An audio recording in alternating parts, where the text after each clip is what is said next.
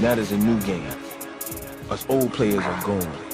But you can see our story on music videos with propaganda. Hey, welcome to TISZY with Toya. My name is Victoria Fragoso, and this is my guest, Ray Sosa. Ray with the E, Sosa with the 5. E5.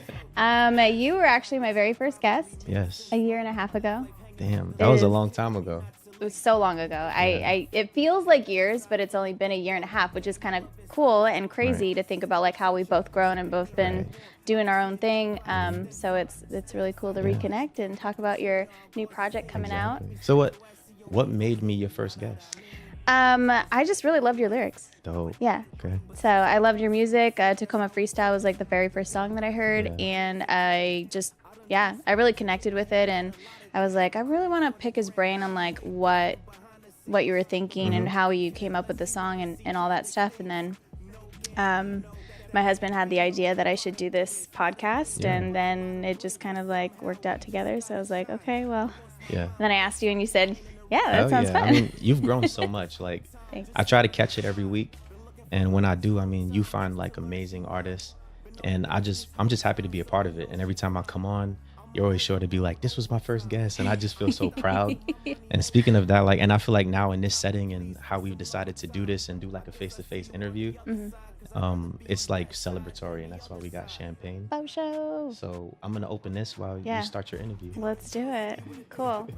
So you're my very first guest. I think it's kind of wild to think about like all the things that you've released since then. Yeah. And so your newest project is gonna be out on July 29th. July 29th. Very cool. It's also my daughter's birthday, so shout out Tiki. Yeah. Love you, Happy baby. birthday, Tiki. What's the name of the album? Album is E5. E5. Yeah. So it's a drill album, Bronx drill, to be completely, I guess, candid. But yeah, it's super dope. E5, it kind of stands for this project, everything Liddy. So E for everything, and Liddy is 5 letters. And that's why on all of the songs, I'm like, everything Liddy, you heard. Right? But okay, I get it. That's not the actual title, but it's just E5. E5, cool. When I heard E5, I was like, Ray with the E, so with the 5. Yeah. So that's what I thought. That's pretty cool. Let's get this popping. Yeah. I'm excited. All right, let me not interrupt you. This for Tuesday with Toya. Oh shit. That's gonna bring us another fee. That's real life, yo. Okay, thanks. It's always good to celebrate, and especially with champagne. So I'll take it. So how do you feel about Tuesday with Toya, like its reception and how you've been reaching like wider audience? I really love that it's grown. I'm really digging like that I can interview so many diverse artists. I think that's what's been the most fun thing about it.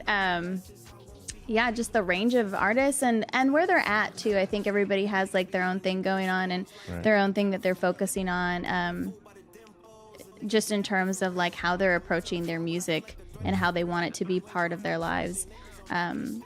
That's like one thing I've always thought is great about music and great about independent artists is that we can do so many different things and like still be a part of the same community. Right. So it's just been really fun to watch everybody grow and like do their own thing and getting to connect with everybody who has like different perspectives and like all around the world. It's been Cheers fun. to that. Cheers.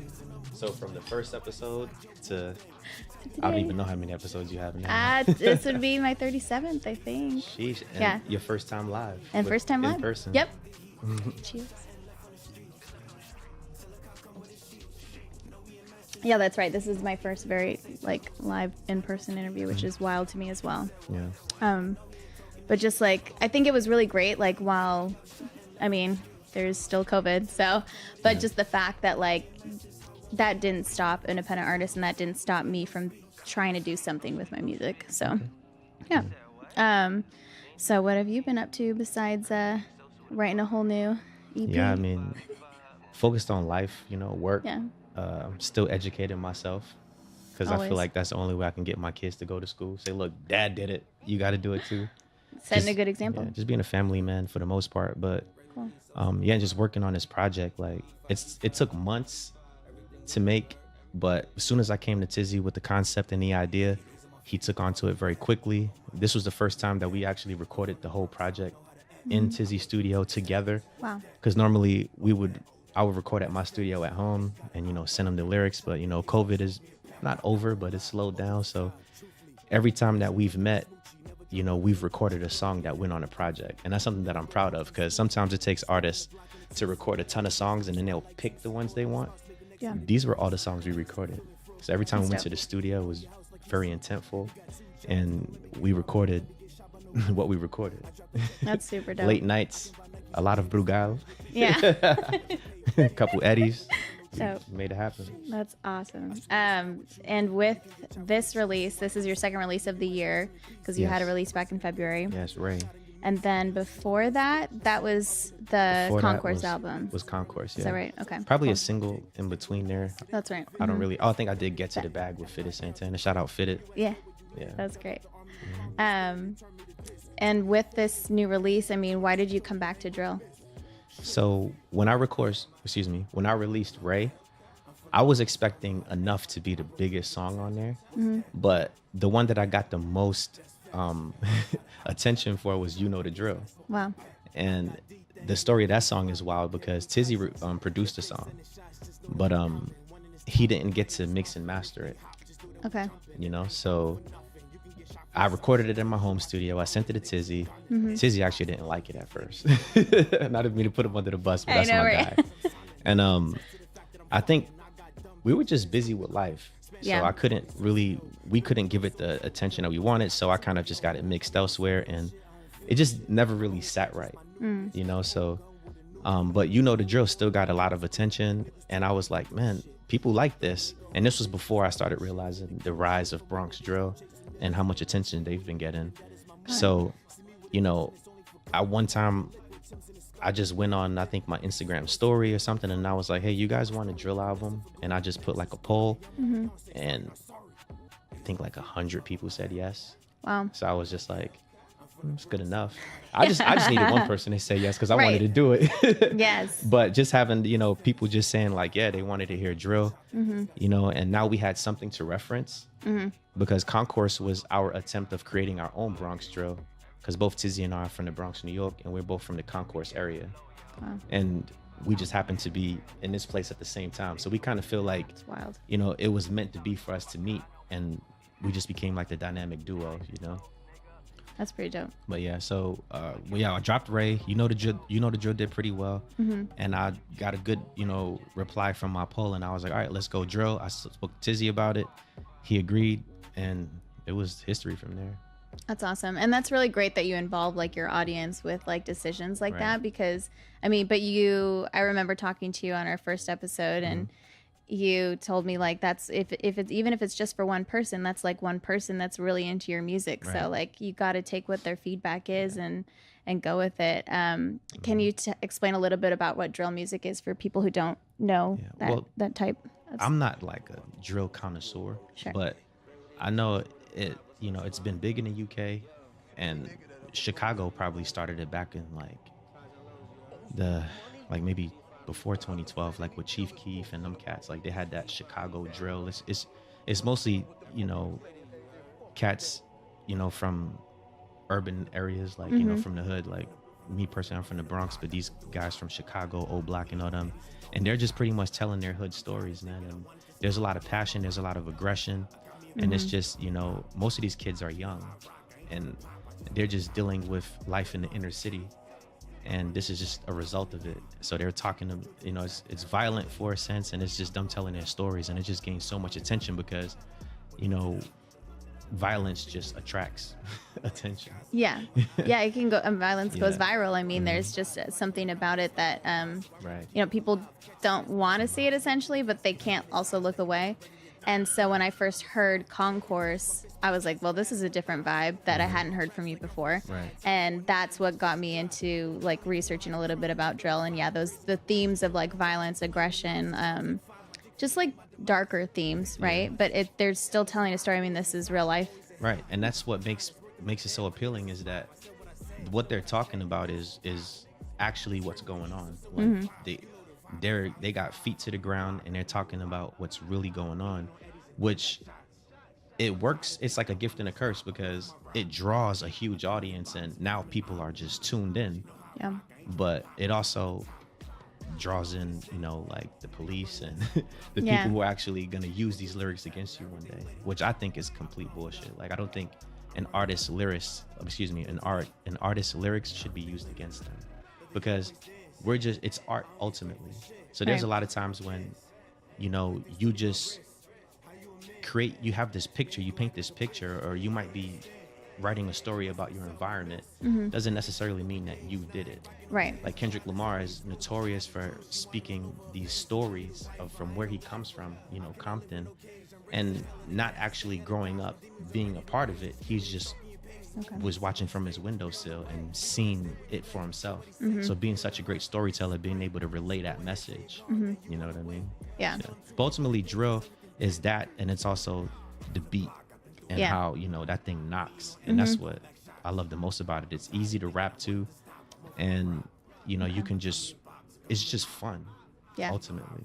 Yeah, you got some really great songs, some really great tracks. I feel like, as much as I'm like, you know, I can't play it with my daughter in the car, but I can play it and be like, you know, I feel this, you know. I said, when I sent it to you to review it for this interview, I was like, be careful, you might want to hurt someone. Yeah, I can't listen to it when I'm doing customer service for sure. Right. But no, the album, it feels cohesive as well. But Concourse itself was just such an incredible story, I think, because it was the first time that I'd heard that kind of music from you. Right. And the stories that you were telling, and like how like descriptive you are with your words, and still it's like very controlled in terms of like you're focused on writing, you're focused on the words, the wordplay, the double entendres. Like I remember listening to one of your songs, or no, I think, it was Lemon Pepper Freestyle. Right.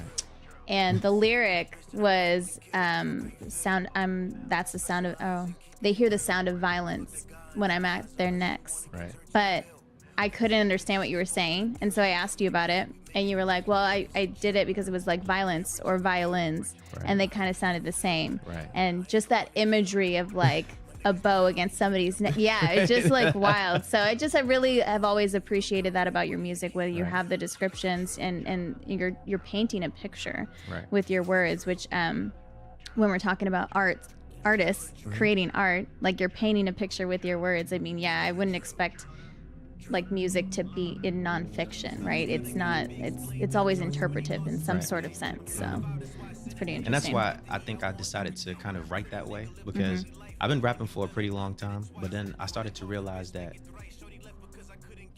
my music started getting too personal, because when you're telling a story, while people may have similar stories, your story is yours.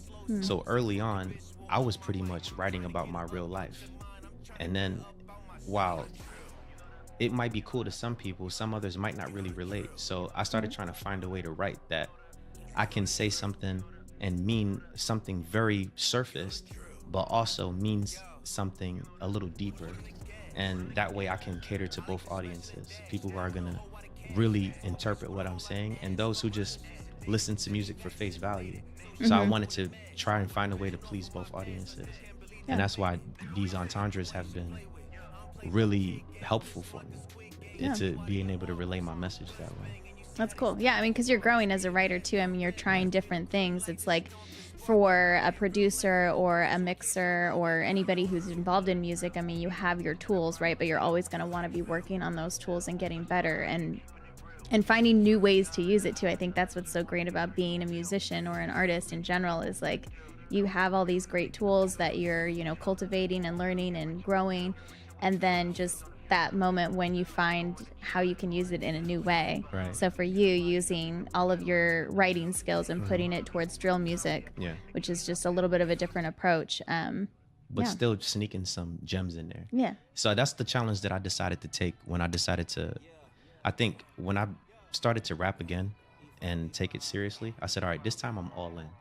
And when I first began, I was writing from like a really dark place. So while the music was very like catchy and relatable and stuff like that, a lot of the songs that I would have to write I would have to really put myself in a really dark place to make it. And a lot of the times I would just feel like it wasn't being reciprocated the way that I would like it to have been. And that's why, you know, speaking of Lemon Pepper Freestyle, that's why I said, you know, just sometimes, like pretty much where I don't even understand why I'm having these rap sessions when it's going over their heads like shoulder presses. And, you know, I felt like I was sounding bitter and stuff, but it was like, I'm like, man, I'm writing all of these songs. People ain't really catching my lines. And I think Lemon Pepper is when I kind of drew the line, and I was like, all right, I want to find a way to write from a very simplified manner, but also at the same time not sacrifice, you know, the creativity about it. And that's when drill kind of helped me do it, because I'm able to do like really subtle things that might sound regular to somebody else, but it's also something else. And like, if I had to pick a line that's very minimal, but it also means something else, so it'd be on E5. I said, damn dog, looking goofy. Right? Yeah. It's very plain. Yeah. Hey man, you're looking goofy right now. But also it's like, damn dog, you're looking goofy. Goofy was a dog. Yeah. Very simplified, but it's still a double entendre. And I just had a lot of fun with those during the project. That's awesome. I mean, that's how, like, I think the best stuff comes out. You're having fun. Like, you're exploring new things. One thing I heard you explore as well, first in Concourse, but also with this EP as well, was your voice. You actually were playing with your voice, which I thought was wild. Because when I think, I mean, I'm very simplified when it comes to like listening to rap music, but usually the rappers that I listen to stick with one type of voice. Right. The way that they use their vocal sound is that's their voice. But you played with voice, you played with tone, you kind of like created new characters out of what you were doing with your voice, which I thought was really cool. I mean, five hat. Yeah. That was different. I hadn't heard you rap like that, and you were on fire. And it was just like, but it was a different type of voice, and then also like the voice that you used in the first song of Concourse. I can't remember which one. Imitation. Yeah, Imitation. Yeah. Like really dark, really creepy, but like really effective, because you were telling a story. That was the first song we recorded for the project. Really? Yeah. That's the whole vibe. Yeah. That was the first song we recorded. It didn't make it to be the first song on the album. The first song is actually Everything Litty. Okay. But that was the second song we recorded. Got it. And then after that, the whole project was recorded in order. Very cool. So it was kind of experimental. I had 5 hat. I found this beat online. I got in contact with the producer, and we put it together, and it was just so much fun. And then we did it with Tizzy, and I think that's when he got on board. I think when I first brought the idea, it's kind of like, all right, cool, let's try it. But when we recorded that song and we realized what we just did, I could see the spark in his eye. It was in my eye. I'm like, we got something. Like, this is where we're going. And so I wanted to kind of use Bronx drill. And although we're Bronx natives and we lived there for a chunk of our lives growing up, and that's the Bronx raised us, I also wanted to highlight the fact that we're in Tacoma. So in both of those first songs, I speak about bringing drill to the Tacoma. Also just trying to like stamp my flag and say, I'm the premier drill artist in Tacoma. Yeah, kind of just like, just bringing that, because drill is based on that, competitiveness. Everybody's talking about spinning blocks on ops and how they doing this. So I kind of wanted to bring that competitive nature to Tacoma, because I felt like I had to really stamp my flag here. Like at some point I decided that I had to grab the local community so that they can kind of rally around me, and then get them to push me out to the rest of the world. So I think that's what I like about this album too. Dope. Yeah. I think there's like I liked Concourse because it was such like a story. Like I literally, it was just like, I mean, I could see a music video from like start to end. Right. But this was a little more segmented. I think it had something for every type of like direction that you'd want to go in, which I really appreciated. But tell me a little bit more about No Speak, because that was probably the one that I wanted to hear the most about, the story behind that. No Speak it came from Tizzy sending me a beat for this tape. So I already had in my mind the type of beats that I wanted. You know, like I wanted Bronx drill or UK drill. So I reached out to Tizzy and he sent me multiple drill beats, but I just, you know, Tizzy's very creative and he has like, he's a true musician. So he was just making it too clean. Like it was sounding there's a such thing as too perfect. Sure. Right? Yeah. It just sounded too pristine. Yeah. And I was like, I just need it to sound more gritty. Yeah. I want it to sound like more raw. Right. Like, yeah. So real. So I was going through some Tizzy beats or whatever, but while I'm trying to find the right Tizzy beat, you know, I've started working with Matek. Shout out to Matek, man. He's from Finland. And he's a beast on these drill beats, man. I don't know if he's just from the area where what they is, but he had the first two beats that made me want to do this. So which is the first song, Everything Litty, and the last song, which was outro the intro. But speaking of No Speak, that was the first beat that Tizzy sent me that as soon as he sent it to me, I'm already rapping to it. I'm driving to work. It's 6 a.m. when I got it. And I'm like, this is fire. Like the reaction, like I felt it and I was like, this is it. And that was No Speak. So got it. Tizzy, at this point, we're toward the end of our album. We're hitting the end. And he's like, all right, when you come to the studio, make sure it's already written, because I had a really bad habit of coming with just a verse and a hook. Got it. And then I would write it there. So every second verse on the album, I wrote at Tizzy's house.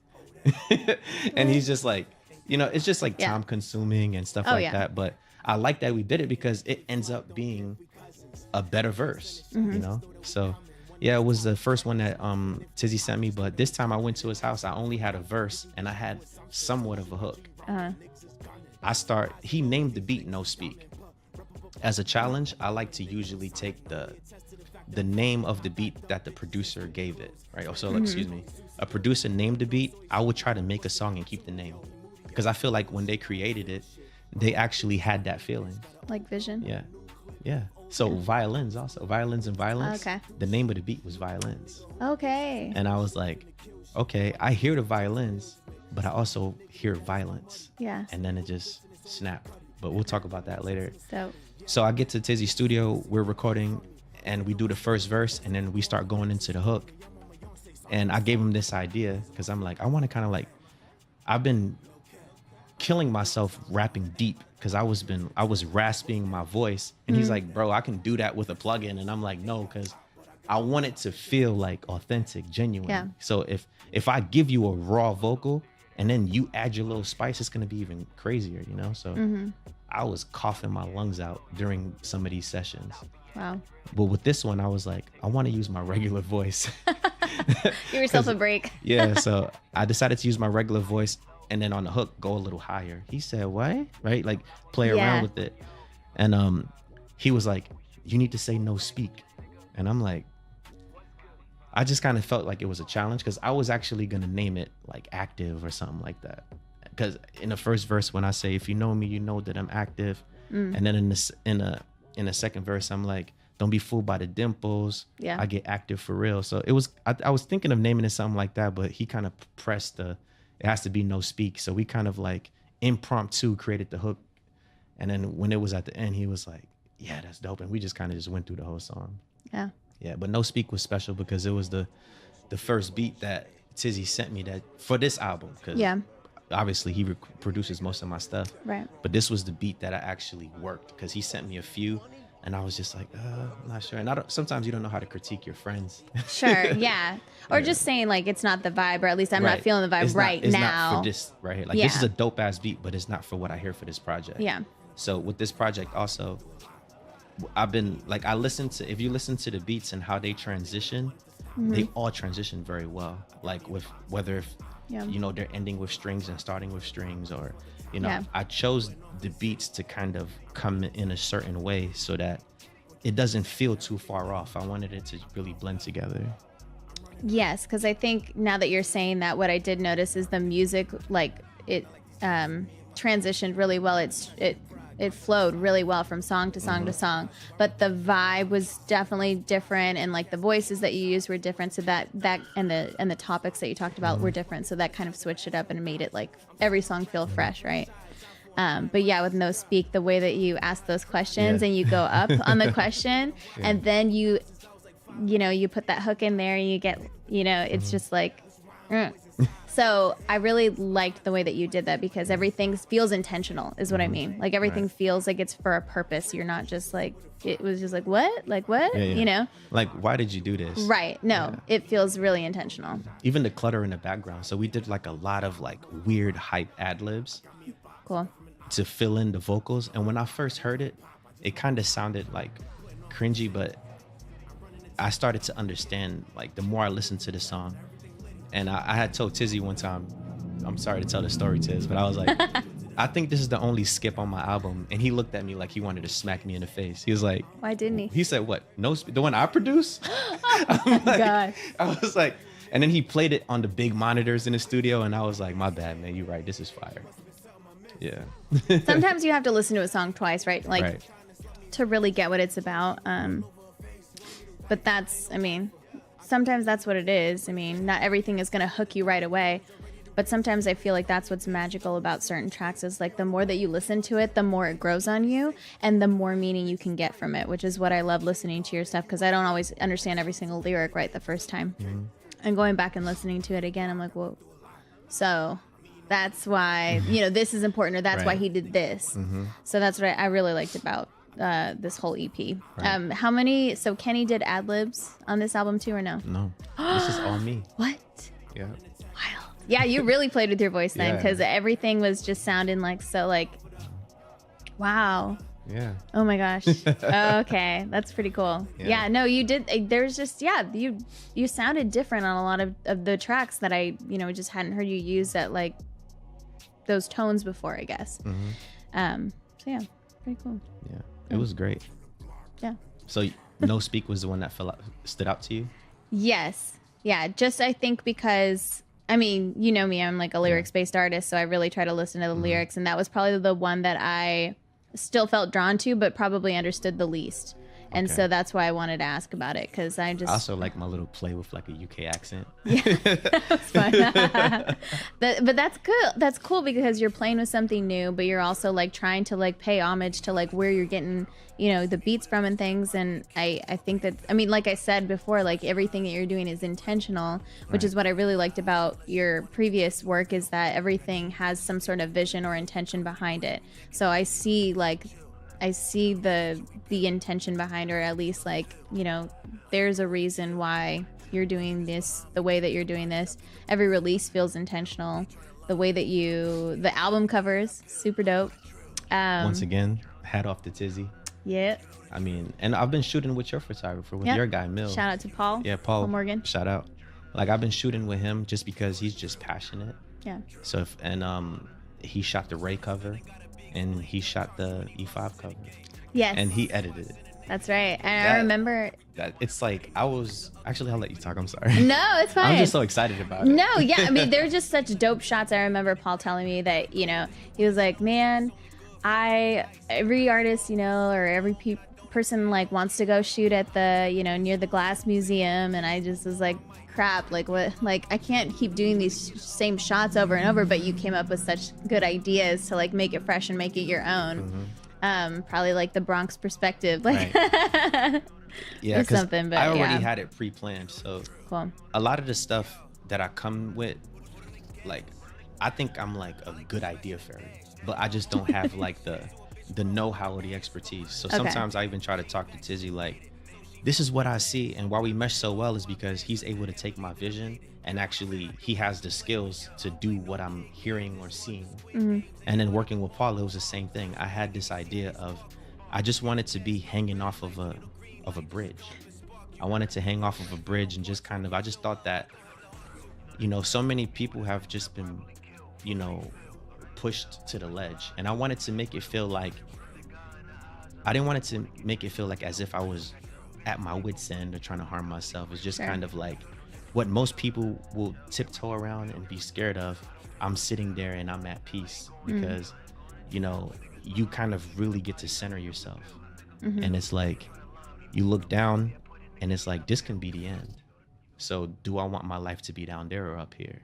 Yeah. And I think we were really able to capture that moment with the Ray album, and then Tizzy did his work, and it was it from there. Yeah.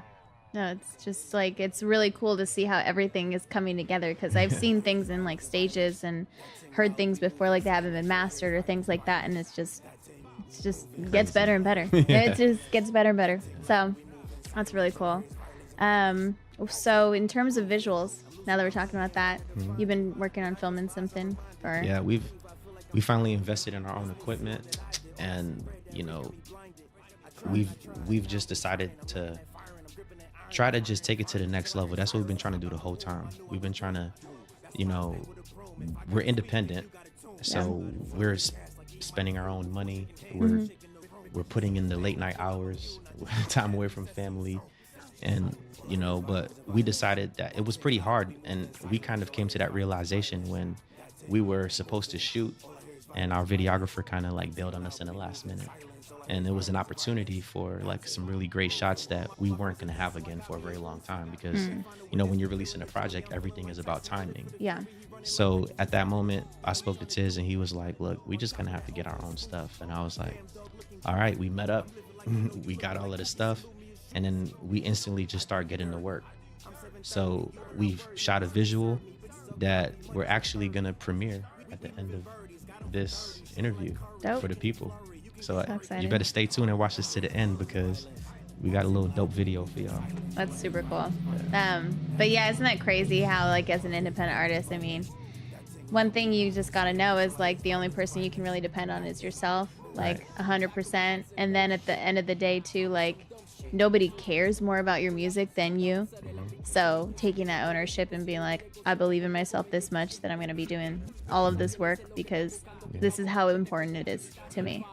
I mean, I can't really relate to that, because it's actually us. It's me and Tizzy. Well, yeah. So the two of you together. Yeah, like I would feel like I was alone, but this dude, he been rocking with me and riding with me from the beginning, and he believes in my vision. And like, so I never feel like I'm alone ever since I linked up with him, and we got this highs and lows thing going on, and we're really trying to push it and make it something special.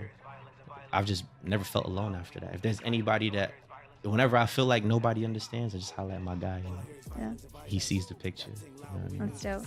I guess what I mean is, like, yeah, I mean, nobody really is ever alone, especially if you are a musician and have at least one supporter. I mean, you've got somebody, but at the end of the day, too, like, you are the one having most of the visions, right, for your music. And you got to be, motivated. You got to believe in yourself. Like, you got to really believe that this is what you want to do, because it's super discouraging when you feel like everything is against you. And for us, it's a technological world. So it's like one day the algorithm is agreeing with you, and the next day it's not. I'll post a video and I'll get this is going good, I got thousands of views, and then you post another one and you're like, I barely cracked 2.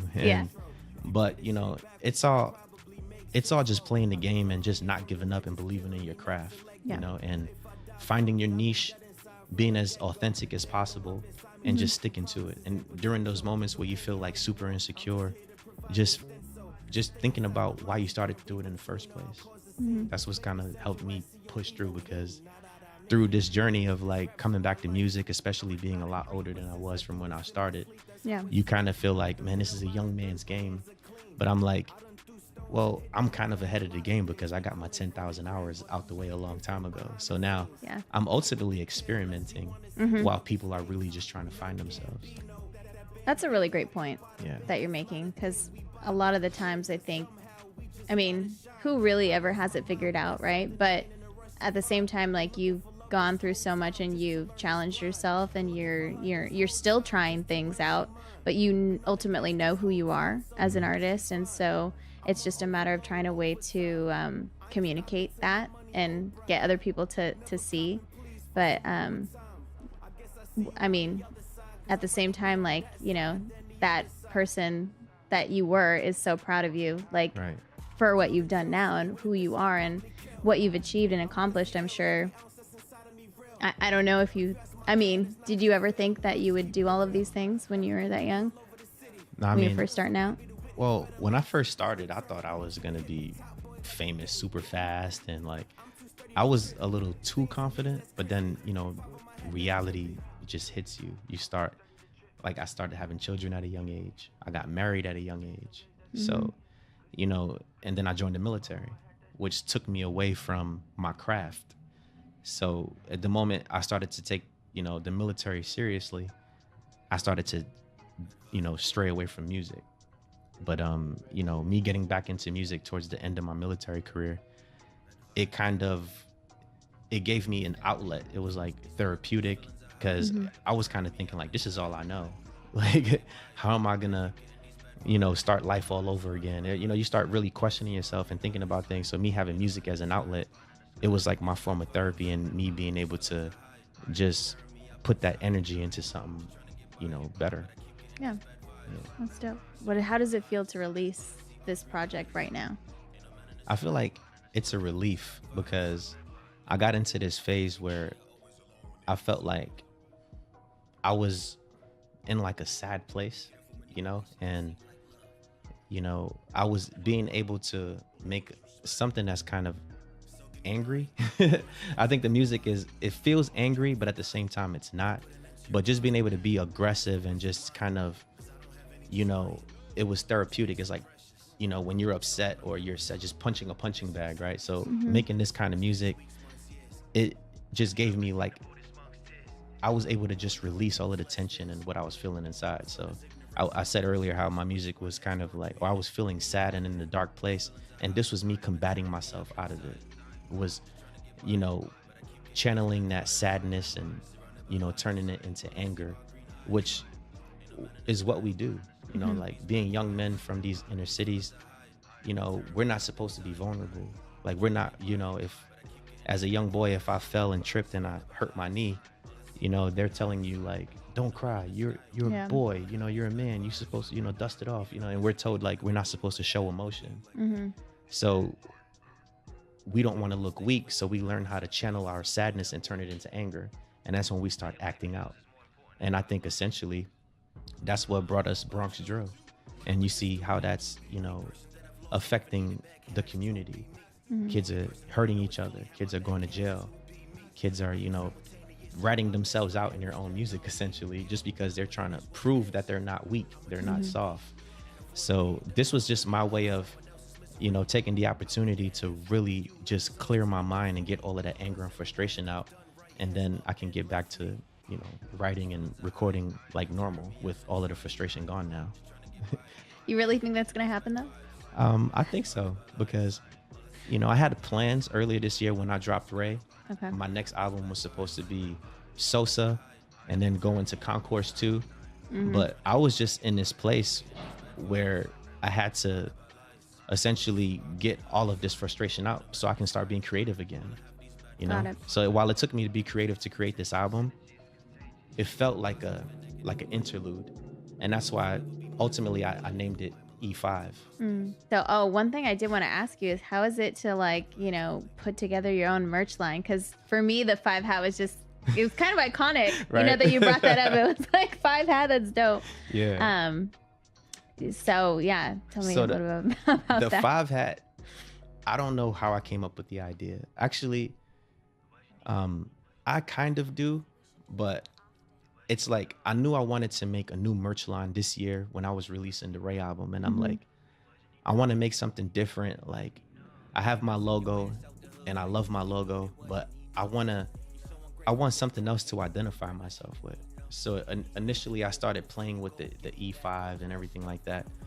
But then, you know, I remember Chance the Rapper had the 3 hat, and I was like, that 3 hat went crazy.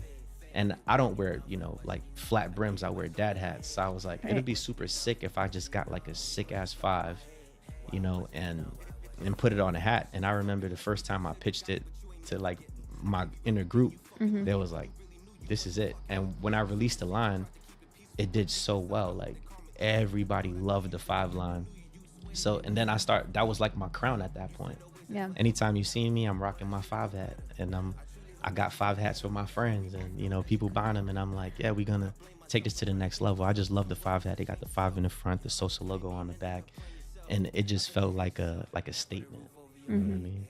So yeah, when I recorded the song, I kind of wanted to, because I wanted to hold on to as much of myself as I can throughout the album, and I wanted to remind people of how they identify me. So as an artist, since I've been here, I always got some yays on my feet, 350s to be exact. And now you're going to see a 5 on my hat, or you're going to see me in the Bronx brand merch, because they sponsored me early on in my career. So, you know, big shout out to the Bronx brand for making me an ambassador when I only had like 2K followers and stuff. So they really rocked out with me.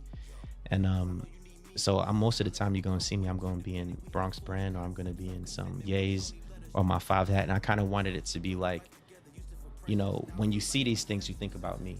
Yeah. Like every time I see this 5, I'm thinking about Ray. Like that's that. Or if I see these yays, or if I see this, or just associating myself with things you might see day to day, that is going to make you think about me.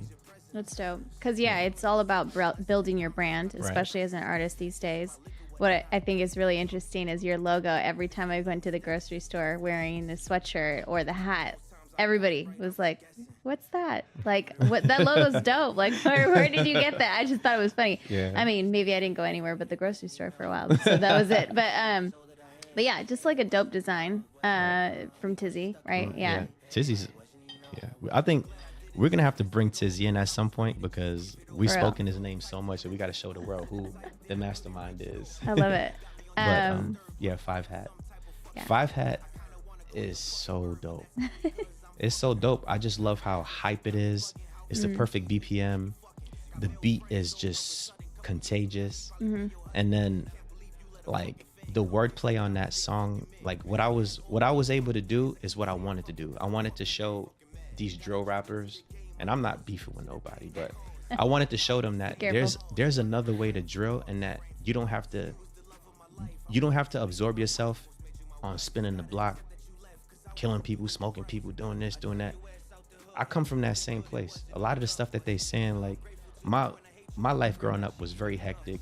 I dealt with a lot of crazy shit too. Thankfully, I never went to jail. You know what I mean? But like, there was a code back then, you know? But also, I just wanted to show them that you can do this and you can still rap at a high level. You know, like one of my favorite lines on that song was the Snoopy line. Yes, I heard that too. I was like, yes, I love that you're referencing Snoopy in such like a such a gangster way. Yes. Like you take a cartoon character. I'm just like, immediately that image popped into my head. I'm like, how does that go with this song so well, but so weird? And I love what you're saying, because also this song, the way that you are rapping, the voice that you chose to use, to me, I think is also like so like on brand for you. Like if I think of you authentically, this is the voice that I hear. Not the motorcycles, but the voice. But yeah, so super dope song. Yeah, that's how my throat felt. Felt like that pipe on that bike when I was rapping these songs. Hi. Yeah. And then the third song, Violins and Violence, featuring Tizzy as well. Featuring Tizzy. Pretty dope. You know what I mean? Yep. Violins and Violence is my favorite song on the album. Cool.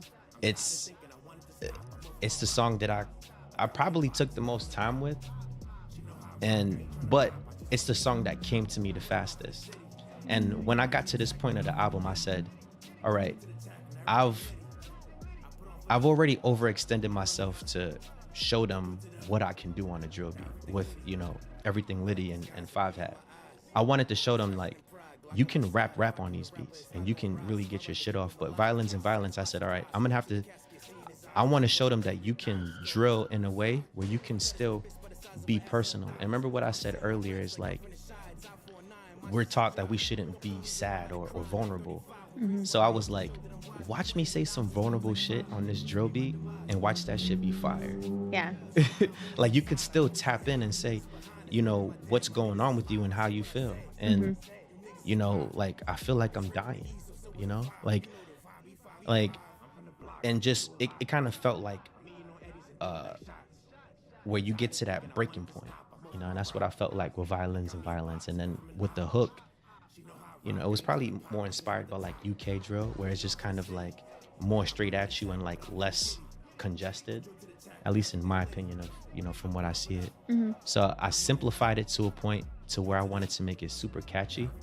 And I even chose to make it kind of like anthem-like by eliminating words towards the second part of the hook. That ting, move in, instead of saying that ting loud, but we move in silence. And just making it to where it's like an anthem where they can finish the words for you. Like, very cool. It's a performance record. Yeah. You know? Okay. I hear that now for sure. Yeah, really cool. I love how you did that. Now, because I can hear it in my head now that you're saying that. And that song was so lit. Tizzy was like, I had 2 verses, and I think while I was recording my second verse, he started writing. Like the song and how it was going influenced him to just want to write. And I was like, then get on there. Right. And we killed it that night. Dope. Yeah. That's crazy. I went home. I was dumb hyped. I went to the family. That's a great feeling. I was so hyped. I'm in my studio room blasting. I'm like, this is fire, right, babe? This is crazy. She's like, yeah. Right? That shit was dope. I love the contrast too of like the violins in that song with the like very gritty, like harsh words that you're speaking. Cause like to me, I mean, violins can be pretty harsh as well, but you think of like violins in classical music and things like that. What made me think about the violins and equating it to violence is because, you know, it's that contrast I told you about, being sad and turning it into anger. So violins, it's like, you ever said something and they're like, I'm playing the world's smallest violin for you. Like violins is just kind of like sad and dreary. So it's like funeral music, right? So all I hear is funeral music and violence. And I kind of try to put myself in the shoes of these kids coming up in the community that I came up from. And I know what it feels like. I hugged them same blocks. I sat on them same corners. So I know what it's like. And I know what it's like to express that feeling. So I wanted to express it for them. All I hear is violins and violence. Because I'm either at somebody's funeral or I'm hearing violence outside my window. Gunshots, ambulance, car noise. I mean, police cars, right? Yeah. So that's literally what I hear just sitting on my windowsill on the 6th floor apartment on 169 Sheridan Ave, Bronx, New York. But either way, like, just wanted to really equate it to that feeling. Yeah, it definitely paints a picture. It's crazy because you hear this album and you wouldn't think so much thought comes into it that way. That's why I like doing these type of interviews, because it's like, even when you're simplifying yourself or you're making this type of music, you can still put a lot of thought into how you're trying to convey your message. Sometimes like the most effortless things too, you don't realize how much effort people really put into something like that. Yeah. No, that's super dope. You just showcase like what a good writer you are in the way that you paint a picture and you paint stories. Like when I write my songs, I don't think too much about like trying to sound different or be a different character. But I really enjoyed hearing the way that you use your voice and you use your words to create character and to express that in a way that I hadn't heard you do that before. Nice. So that's what I think is pretty dope about it. Yeah. Like it. And then outro the intro. Talk to me. Maybe this is my favorite. I don't know. Cool. Outro the intro, it came about, I had the beat from the beginning because I got that beat pretty early and I already knew this is how I want to end the album. You know what I mean? And I said I want it to be an outro, but I want people to listen to my albums from front to back and then again. I want you to hit that little, on Apple Music, that little that round arrow repeat thing. Yeah. You know what I mean? So I was like, I want to end the album, but I want it to feel like I'm starting it all over again. And I also said that I kind of didn't really display my lyricism at the level that I wanted to throughout the project. And I said, so I want to rap like I did in the beginning of outro the intro. And then I started drilling at the end. So I made the beginning feel like the end of the album, and then I made the second part feel like the beginning of it. Yeah. And that's why I even started with my first lines were, you know the drill, see me with it, then I probably killed. It was also to bring in the start of where my last song that I released ended. Yeah. So you know the drill was the last song on Ray, and I wanted you to feel like, all right, I listened to Ray, and Ray is leading into E5. So if this is the intro, then it's after You Know the Drill. And then we put You Know the Drill as a bonus track, which is Tizzy actually, you know, mixing and mastering this, you know, the song he created, the beat he created. And I think it just sounds so much more crisp and pristine, and he really highlighted the things that were supposed to be highlighted. It didn't sound very like noisy. So we brought in You Know the Drill for the purposes of I wanted to get Tizzy's version out there. And secondly, so you kind of know like this is actually the start. And that's why even when I rapped the verse and I said, what if I told you this outro was just an intro? Right? Yeah. If you play this thing backwards, it'll probably make sense more. So now if you played the E5 EP backwards, it starts from You Know the Drill. Dope. And then now essentially it's an intro rather than an outro. Yeah. And it goes that way. So it took a lot of thought. And I think that was probably some of my best writing on the project. And yeah, I love outro the intro. I think it was a super creative take on it. Yeah, now that you're explaining that to me, I get it a lot more, and I definitely love that it's so consistent. Like your voice and again, the thought and the vision that you had behind it to do something like that, so that, you know, these tracks all make sense together, and that also the intention behind wanting your listeners and your audience to hear your songs and then listen to them again is also very important, especially for independent artists these days. I mean, we need repetitive streams. We need like, I forget how many streams you would need to even make minimum wage in the States. But the fact is that like, that's how you know that people really love your music. They listen to it over and over and over and over and over. Right. So that's super dope that you put that intention out there and into the songs. And I love that we got the director's cut for You Know the Drill. Right. Because that's, it adds a new like layer. A new feeling to it. And You Know the Drill is where it all started, where I started to drill and play with my voice being a little bit deeper. And I think that what I'm hoping to get from, you know, this interview is kind of people to listen to it with a different perspective. Yeah. Drill music has like a really negative condensation, and I wanted to show the world that you can actually drill and you can tell a story. But just because the story is violent, or just because there's a lot of vulgarity, and you know, it may seem like these people that are rapping aren't very intellectual, when the fact of the matter is that we are. You know, like I'm sure like people can hear my album and they hear me speak here and they're like, man, this guy speaks pretty properly, right? Yeah, but it doesn't change the fact that I am from where I am, and I come from where I came from, and I decided to grow and just take a different route and educate myself. But you know, primarily I consider myself a writer.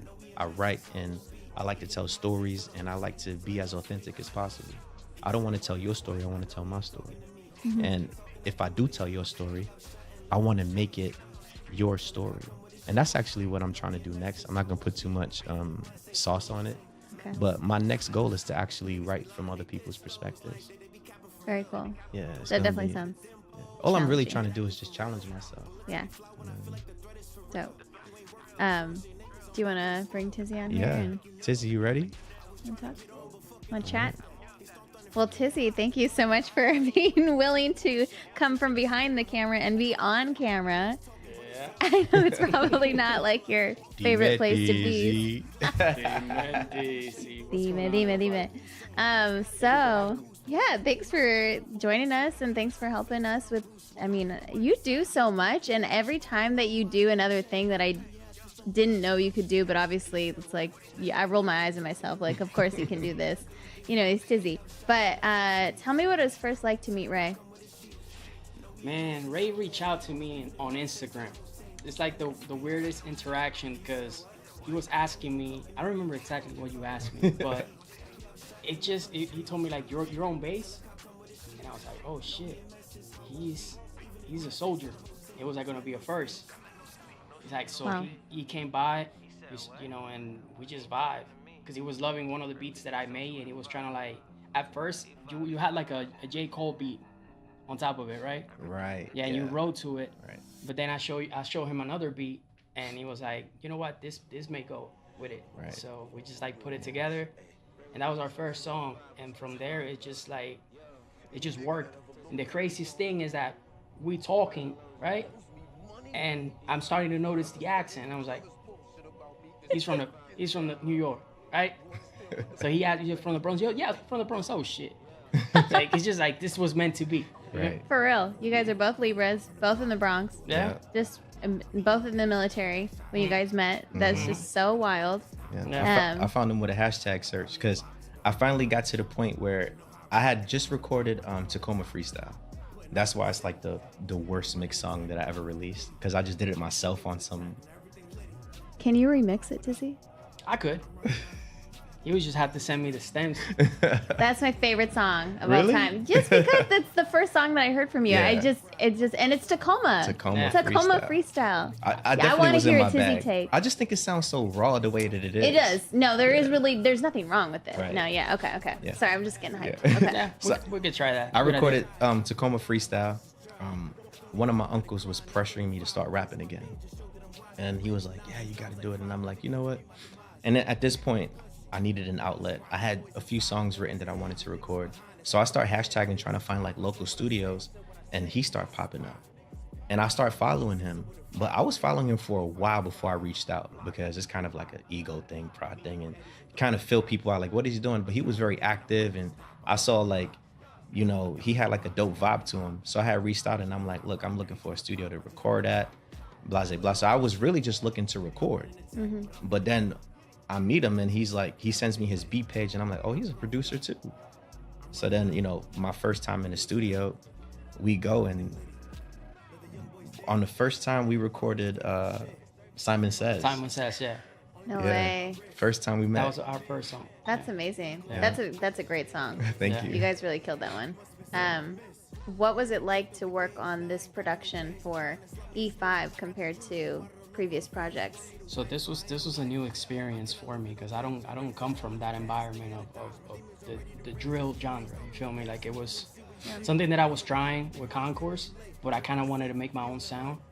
Well, when he came by and and told me what he wanted to do, and present me the idea, and I was kind of like envisioning everything like 5 years ahead. I was already thinking like some of these songs could become dances. They got the what is it, the sturdy. Yeah. And I was like, we can incorporate that with the TikToks because I'm all about marketing and this this music Design shit. and everything else. But like I was like already putting ideas together in my head, and it just became something like I told him like, bro, this may work, especially when he was coming by, every weekend, like, we had a new project and and he was like writing the ideas and the beats, I started to like the drill thing, and I even try to make a drill beat for him, which ended up being No Speak. And it was just magical. Like that thing is just like everything just went well so together. And like, when we did Violence and Violence, that was when I was like, man, this is a hot ass track. Love it. And the hook and everything and how we were like putting it together. And like, he was right. I was like writing a verse while he was rapping, but I was just fucking around. And, I told him, I want the last part. Yeah. And I just did it. I rap in Spanish. Yeah. Spanglish. I'm starting to make more music for myself because I'm starting to enjoy the process of recording myself. But I just felt it. Like it just felt great. And that's what we did, and it turned out to be a great record. It's my favorite record, not because I rap on it, but it's because like how the idea came by together, because just the vibe in the studio, how we recorded it and everything. It was just perfect. And we went from there, and eventually going through the process of recording him and putting all the ideas together, it kind of felt like it was one of the most complete projects that I've done as a producer and as an engineer, because I got to see the whole experience of you know, he write the writing process and you know, the envisioning of like how he was trying to put the idea together, and you know, it just went perfect. It just went, you know, the way that I wanted it to be, you know, and the one that he wanted it to be. And it just, as an engineer, my thing is like, I'm trying to make sure that the artists that I work with I'm trying to understand their vision first, and the second thing that I'm trying to do is that I'm trying to make sure that when they come to the studio, they learn what I do, so they're more engaged in the process. And at the same time, you know, I'm like teaching him how to like properly, you know, the stand in front of the mic, you know, to make sure that he's not like holding his phone down, so that the vocals are not projecting, you know, below the microphone. Like, it was a cool experience because I got to like, you know, incorporate all the things that I wanted to do with the project, and that was E5. Very cool. Yeah, it's super cohesive, but I've always felt like, since I've heard, so you basically worked on most of Ray's songs, except for maybe a handful here or there. Because one thing I always hear consistently in Ray's songs is your production work. The way that, you know, there's just certain like vocal effects that you tend to use with his voice, or like the placement of certain things. It feels very cohesive. It feels very like vision oriented. So kudos to you. It's just, Thank you. Yeah, you're creating art, and it's so behind the scenes that most listeners aren't going to hear that or notice that. But as you start to explore your work and hear those little nuances, like, you can tell for sure that there's the same, like, you know, pair of heads, like, behind. We just believe in each other. Yeah. So, like, I remember being in the studio. We was at my house and we recorded "Stupid." That was the first song we recorded together. Yeah. And yeah, he had the beat, and he already like started. You know, he had some stuff written to it, and we were trying to make a song where it was like him featuring me. But it kind of just like grew its own legs, and it kind of just felt like, I think that was the first time that, usually when I came to him to record, I had songs ready to go, or I would record at home and I would send it to him. I think this was the first time that he saw me just sit down and write a verse very quickly and record it, and was just like, I think that's when he started, like, that was the moment when I realized he saw it firsthand. Because sometimes, you know, you can know that somebody is great at something, but then to actually see it in action, that's what I think recording "Stupid" is when I realized, or when I felt like he started really seeing me. You know what I mean? Like, my effort and my work. And this whole project was that, me coming into the studio and creating on the fly, and him like, I'll be back, I gotta make a run, and me come back and I'm like, I got it, we ready, we're gonna record, and it just being magical, you know? Pretty dope. Yeah, and we shot a video with an iPhone, which I've never done in my life. Yeah. But it came out crazy. That song, I love that song. "Stupid" is one of my favorite records that we've done. And there's gonna be a lot more, and it's highs and lows, baby. You already know. I love it. Yeah, just seeing the way you guys work as a team has been pretty dope, and just feeling the vibe for sure. Yeah, appreciate it. And that's my hope. You know, I started this whole thing saying like, what's the vibe? And that's how I approach it. Like, what's the vibe? And it's gonna kind of become, you know, people are gonna have the answer to it. And that's what we're doing. It's like being catchy and just being original. What's the vibe was what I started with, and now it's E5, just chants, like things that, you know, like, just, that's you. Like, now you're not going to be able to hear that without thinking Ray Sosa. It's branding. Yeah. No, it's pretty dope, because when I first heard it, I was like, E5, and I was like, duh. Ray with the E, Sosa with the 5. What's the vibe? It's like me with my tag, you know. That's like, it started to be, you know, because the crazy thing is that TISZY was part of a ad-lib that I did on "Stupid." Got it. But then I turned it into my producer tag, and you know, it's kind of like the way that I'm thinking about like marketing myself, and that's kind of like my thing now. Yeah, I think it's great, like, that you have a cohesive vision, and that you see it through, and that you are working together, like, as a team to like create things too, because it's always going to be better with more than one person, like, you know, really putting their heads together and coming up with these like crazy cool new things that you wouldn't think of just by yourself, right? Yeah. Yeah. I have an approach to music from a like a artist perspective, but not so much like a performer, but more like like the expression behind music, and like the idea of like writing words but making like a film or a movie around it. And that's what I love about the way that he writes, is that when you're listening to the song, you kind of like you're transported to a place where you're actually envisioning everything and seeing everything the way that it's supposed to be. And that's kind of like the way that I approach making beats. You know, when I name something, it's because that's what I actually felt. And a lot of producers can relate to me, you know, when it comes to that.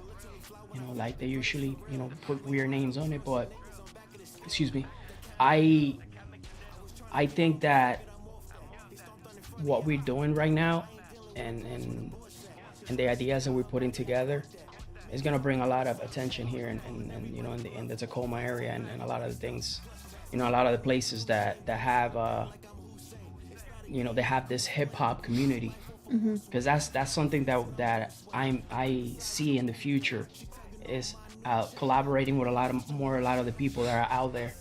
You know, that once they see what we have, you know, they can come in and, you know, work together, and we can make a bigger scene out here for hip hop, because we need that. This whole area of Tacoma, you know, Olympia, like Seattle, like I wanna be able to, you know, create a circle of people that can just collaborate and create more things, because that's kind of like how I envision everything when it comes to music, that I see 5 years ahead. And this is my marketing hat. That's vision too, yeah. And for sure, like creating community is like one of the best things that you can do for any art. I mean, we all want to like continuously feed this desire to create, and in turn that feeds other people and inspires other people to join forces and create and come together and support, and then it just keeps going, so it just keeps building. So yeah, I definitely vibe with that. And you know, like the contrast of what you do, which has nothing to do with hip hop, and like how we were able to work together when we created No Moon, which, you know, it was a track that you originally recorded on acoustic. Was it like on a piano? Yep, that's on a piano. And I love that version, but I was trying to approach it from a different perspective. I wanted to make it more up tempo, because that's what I heard when I heard the hook, and it's pretty cool. Like I love that about you, because you're willing to experiment with things that, you know, that are outside of what your comfort zone is. And you know, I love all that. I love that about, you know, all artists, that are just willing to experiment. That's all it's about. Music is about that. Yeah. And we're ultimately just trying to be known for a sound. Like when we bring in highs and lows into the area, we want to be known for like a specific sound. Like if you want that East Coast, or if you want like that type of level of engineering and production, like I want people to hear me and be like, I want the guy that put that together to put my stuff together. You know, ultimately serve as a promotion for my guy here, and the business that we're trying to build, and what we're doing with Highs and Lows is just to bring a fresh sound to the area. Most people in the area are influenced from like LA, California, so they approach music with that kind of vibe, but we're bringing more of a fresh, you know, East Coast, more like clean and pristine, like just a sound that we feel can elevate the city. You know what I mean? Facts. Because this is our city. Like I love, you know, Washington, like Tacoma, Seattle area. I love how much it rains. I love how dark it gets in the wintertime. And I love how bright it is in the summertime. You know what I mean? And that's where Tacoma Freestyle came from. Tacoma Freestyle was, it came from a like winter vibes, like dark, you know what I mean? And just kind of being in your bag. Driving like on bag music. Yeah, driving on I-5. Yeah.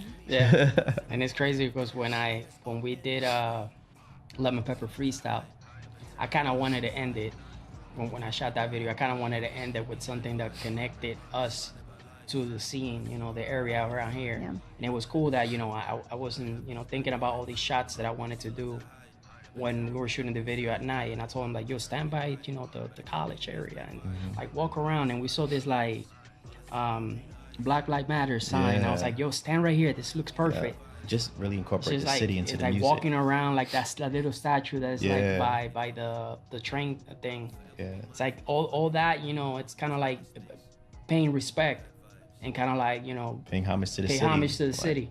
Like while we're trying to take over the city, we also want to be like, we want it to be kind of like a democracy. Yeah. While I feel like we're making some of the best hip hop music in town, we also want you to feel like you got something to do with it too. Like I don't want to, you know, come with that competitive nature where it's naturally like, I'm trying to take everybody's heads off or I'm better than everybody. You know what I mean? While it's okay to feel that way, I also want I don't want, you know, people to feel like they got to be threatened by us. Like you can work with us, you know what I mean? But you got to bring your A game, because 9 times out of 10, I'm probably going to out rap you. Tizzy's probably going to outproduce you. We're going to outwork you. Yeah. You know what I mean? So you got to bring your A game. It's not safe. And healthy competition never hurt anybody, right? Like it just drives you to be better and do more, right? Yeah. I be wishing, man. I think I told Tizzy before, I said if I had 3 wishes, I wish a nigga would. Nice. Like I would take somebody's head off, but that's just my, you know, braggadocious, like I love what I do. I love rapping, and I know I really do this at a competitive level. And you know, I said it in outro to intro. I said like I do this in my sleep, so that's the way it seems, or something like. Oh, I said this rap shit's my life. It's not a dream, but since I do this in my sleep, that's how it seems. Yeah. Because ultimately, that's how it feels. I feel like although I put a lot of effort in making the music, I feel like I haven't really tapped in and really have like tapped into the potential that I really have.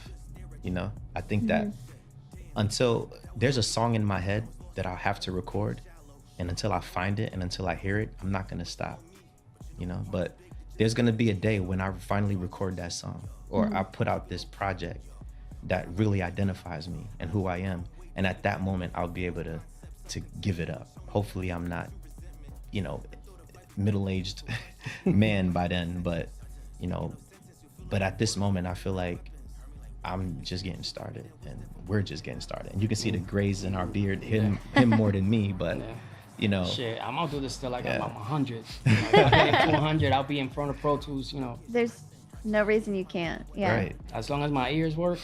Because what made me kind of live out of that shame, thinking like this is a young man's game, was the fact that I'm like, there are other people my age. There's a lot of people around our age group and some really mature young folks that are gonna tap in, and they're gonna understand what we're saying. They're gonna appreciate it. Right. You know what I mean? Yeah. Yeah, for sure. So. Yeah, this is not a young man's game anymore. You know, it's a artist game. It's a producer game. Right. You know, it's not about age anymore. It's about what you could bring. Because back in the days, you know, these labels were looking at you. You know, you're like in your late 30s, and you're like, man, I don't know how we're gonna market you, because you don't really look like, you know, you belong in the young population. Right. But now it's different, man. Like you're talking about like Killer Mike. He's like fucking like 40 plus, and you got all these other artists that are making, you know, a lot of crazy. They're making the best music in their career. Yeah. Like Jay-Z's 444 album. You know, like Nas just getting this new resurgence. Yeah, you know, with Hit Boy. A lot of our, you know, old greats just being able to really, you know, keep up with the times and just elevate, you know, what they do and what we do. And that's how I feel like makes us special, is that, you know, every song that we do sounds different. And that's what I like to take pride in. His production style is, you can never pinpoint him as a producer. Like he's a trap producer. He's this producer. Right. He explores so many different genres. And when it comes to my songs, I'll take pride in all of them sounding so different. And like you said, playing with my voice and doing, you know, what I do. I just think that it's time. And E5 is gonna get us there. E5 is the project that is gonna really bring us to the forefront where people are gonna see like, yo, this cat is ill, yo. These guys are really doing their thing. And then what I'm most hopeful for is to completely throw them off again with my next project. But for right now, it's E5. Everything Liddy, you heard. Everything Liddy, you heard. E5, E5. E5, And E5. it's gonna be an anthem. It's gonna lead us into, you know, what we're trying to do in the future. Yeah. And you know, we're super excited, and we thank you for interviewing us and, you know, bringing what we're doing to the forefront. You're doing an amazing job with your platform. You know, yeah, it's I feel like this is monumental. I was nervous and excited at the same time about this interview. I was so excited about it. I'm like, this is what we need. It's going to be great for the culture. And, you know, we're just going to change the game. And everybody that hears E5 and they're, you know, they find out who I am for the first time and what highs and lows is, they're going to do like what I do. When I hear a new artist, I just start looking them up. Let me get an interview. Let me find out more about this guy. Right. And guess what? This is what they're going to see. Ray Sosa, on Tuesday with Toya, with my man Tizzy, talking about E5 and really dissecting what we do. And then this is gonna be kind of like a checkpoint to what the future is. Because right now the music is still unheard. I know. Right. I'm so excited for everybody to hear it. 2 more weeks. 2 more weeks. And July 29. And gonna see also too, like, where we're at in another year and a half. Right. Yeah. Like, that's the thing I think about too when you talk about vision and like seeing 5 years ahead. Where are we going to be at in another 1.5 years? And you know what I'm thinking? You know how like Billie Eilish is doing these things every year? Like, I'm thinking we should do another one like around this time. Right. And see where we're at. On our next release and see, you know, how much we've grown. Yeah. It's going to be crazy. This is going to be a very special episode, you know, both for your audience and for my audience. And, you know, we're so excited about this and what we were doing that we shot a video like impromptu. We got together and we kind of wanted people to feel how we vibe when we're in the studio and how our studio sessions go, but in a much cooler way. And I'm gonna take a quote from Paul. Actually, we bringing up Paul again. He said, something about, you know, me being cool without trying. He's like, you're just so cool without trying. And that's what I wanted the video to be. I wanted the video to be cool, but without trying too hard, without it being like a spectacle. Like I didn't put on my best outfit. I was just like, I wanted it to be like a studio vibe. When I go to the studio, I'll be in like a, you know, pretty simple clothing and just having a good vibe. Like I said in Everything Liddy, you know, eating on Eddie's, throwing back shots of that Brugal like we normally do, and just vibe out and just have a good time. So, as a special treat, you know, to the audience, we're gonna premiere our video to outro the intro at the end of this episode. Yeah, amazing. It's great, man, to get back into the, you know, and we spoke about this in the studio. It's great that I'm getting back into the video game because I did that for a while. You know, traveled a lot, worked with a lot of, you know, cool artists. And that's something that I'm also, you know, willing to collaborate with a lot of people here. You know, if you're trying to like get your, you know, the viewer that right now, if you're trying to get into the video thing and, you know, you want to, you know, collaborate, hit me up. Hit me up, you know, at Prod by Tizzy. I see Tizzy being like an artist developer.